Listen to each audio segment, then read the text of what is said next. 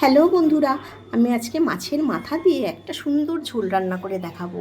এই হচ্ছে আলু, মাছের মাথাটা তো দেখাতে ভুলেই গেলাম। এটা কাতলা মাছের বেশ বড় সড়ো একটা মাথা আছে। আলু আছে, পেঁয়াজ রসুন আদা জিরে আছে, অল্প একটু জিরে আর কাশ্মীরি লঙ্কা আর হলুদ, আমি কাঁচা লঙ্কা বেটে নিয়েছি, আর একটা টমেটো, একটু কুচো পেঁয়াজ, আর ফোড়নের জন্য আছে তেজপাতা আর জিরে। আমি এইগুলো দিয়ে একটা সুন্দর পাতলা ঝোল রান্না করব, যেটা সবার ভালো লাগবে। বন্ধুরা, তেলটা আমার গরম হয়ে গেছে। এবার আমি মাছের মাথাটা ভেজে নেব। এই যে মাছের মাথাটা খুবই আস্তে দিতে হবে। এই যে আস্তে করে মাছের মাথাটা দিলাম, আর একটু দিয়ে দিয়ে এটা আমি ঢেকে দেবো। আগের দিন মাছের মাথা ভাজতে গিয়ে আমার বেশ অনেকগুলো ফোসকা পড়েছিল হাতে, তাই আমি একটু আজকে ঢেকে ঢেকে ভাজবো। বন্ধুরা, দেখতেই পাচ্ছ মাছের মাথাগুলো আমি সুন্দর করে ভেজে নিয়েছি। যেরকম পিস করা ছিল ছোটো ছোটো, আমি গোটা গোটাই রেখে দিয়েছি। এগুলো একটা একটা করে পাতে পড়বে, বেশ ভালো লাগবে খেতে।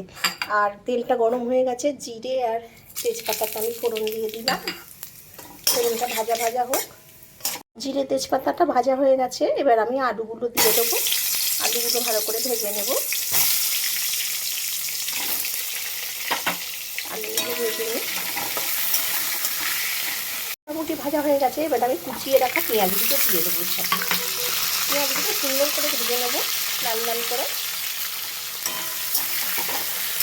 বন্ধুরা, এই তরকারিটা মূলত আমাদের যখন আমরা এক সংসারে ছিলাম, অনেকে মিলে সংসারে, তখন অনেক লোকজন ছিল, আর মধ্যবিত্ত, সাধারণ মধ্যবিত্ত ফ্যামিলিগুলোতে মাছটা আসতো না। মাঝে মধ্যে এই মাছের মাথাটা নিয়ে আসতো, একটা কি দুটো মাছের মাথা নিয়ে পিস পিস করে এইভাবে আমরা ঝোল খেতাম। ভালোই লাগতো, খাওয়া যেত, আবার কম পয়সায় পুষ্টিকর খাদ্য, টেস্টি খাবার এই হতো আর কি। প্রত্যেকদিন মাছ কেনার অবস্থায় তখন ছিলাম না আমরা, মাঝে মধ্যে এইরকম খাওয়াও আমাদের হতো। যাই হোক, অনেক দিন পর রান্না করছি এই রান্নাটা। পেঁয়াজটা ভাজা হয়ে গেছে। আমি এবার মশলাগুলো, পেঁয়াজ রসুন আদা টমেটো কাশ্মীরি লঙ্কা হলুদ, এগুলো সব আমি দিয়ে দিলাম। দিয়ে এবার আমার কিন্তু ভালো করে কষাতে হবে, যতক্ষণ না মশলার কাঁচা গন্ধ চলে যাচ্ছে। সুন্দর করে কষাতে হবে এটা। ওই একটু কষিয়ে জল দিয়ে দেবো, সেরকম করলে হবে না। কষানোটা যে কোনো রান্নায় কষানোটা মেন। কষানোটা যদি ঠিকঠাক না হয়, এই রান্নার টেস্ট আসে না। কষাতে হবে সুন্দর করে। আমি নুনটা দিয়ে দিলাম, নুন দিয়ে এবার নুনটা দিলাম, অল্প একটু চিনি দিলাম, বেশি না, অল্প একটু চিনি দিলাম। এবার ভালো করে কষিয়ে নেব। বন্ধুরা, দেখতেই পাচ্ছ কষানোটা আমার হয়ে গেছে, তেল এরকম বেরিয়ে বেরিয়ে আসছে। এবার আমি মাছের মাথাগুলো দিয়ে দেব।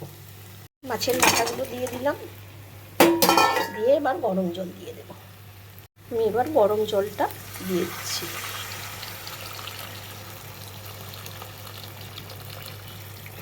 একটু ঝোল ঝোল হবে, খুব বেশি না।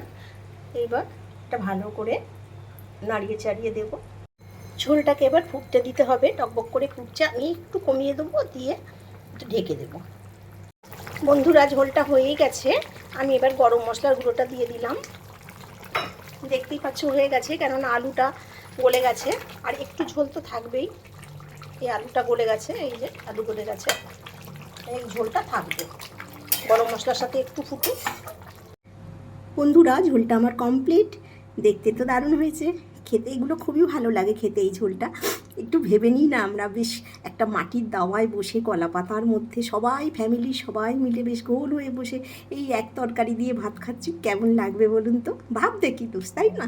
বেশ ভেবে নিয়ে আনন্দ সহকারে খাওয়া যায়। আপনাদের কেমন লাগবে আপনারা জানাবেন। আমরা তো খাই, ভালো লাগে। আপনাদের ভালো লাগলে আমার ভালো লাগবে। আজ তাহলে আসি বন্ধুরা, টাটা।